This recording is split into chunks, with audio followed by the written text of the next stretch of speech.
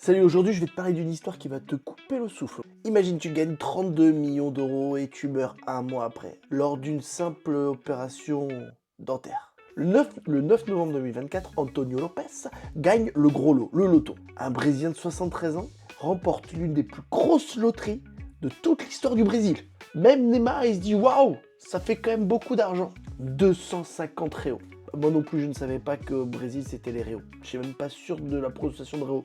Et en euros, ça fait 32 millions d'euros. C'est fou. Antonio, avec cet argent, il va pas s'acheter des voitures, il va pas faire des grands voyages, il va pas acheter des grands. Il a un seul objectif, se refaire les dents. Et c'est là qu'on a une pensée pour la sécurité sociale en France, qu'on est bien content parce que personne n'est riche en France, mais on peut se refaire les dents. Ça, c'est quand même ça. Même si certains, tu ne comprends pas qu'ils le font pas très très vite. Didier Deschamps, pourquoi t'as mis autant de temps pour les refaire tes dents? T'es millionnaire, mon pote. Alors le 4 décembre, quelques mois après avoir gagné le loto, il va à la clinique pour se faire opérer. Et il y va tranquille.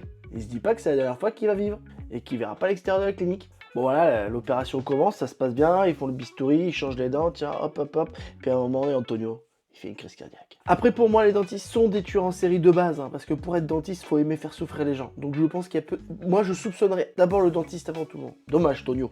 Un destin cruel qui l'empêche de profiter de son argent. C'est quand même vraiment pas de bol. Hein. C'est comme si tu gagnes l'auto et toi, ton rêve, c'est de partir en vacances à Brest. Et sur le train, parce qu'il n'y a pas d'avion pour la Brest, et sur le train qui va à Brest, il y a une explosion et tu meurs. C'est quand même con, hein. Surtout pour la Brest de mourir.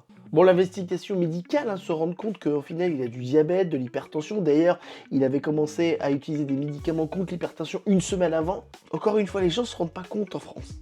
Au Brésil, le mec, il gagne des millions d'euros. La première chose qu'il fait, c'est qu'il va à l'hôpital voir le médecin parce que c'est trop cher. Nous, en France, on se rend pas compte parce que nous, on n'a pas besoin de gagner un euro million pour ça, quoi. Bon, voilà, triste histoire, hein. Comme quoi, avec l'argent, on peut pas acheter une vie, ça c'est clair. On ne sait pas qui a récupéré l'argent en tout cas, mais ils doivent être bien contents. Je pense que voilà. C'est une histoire qui nous rappelle surtout que la vie peut être imprévisible même si tu es millionnaire.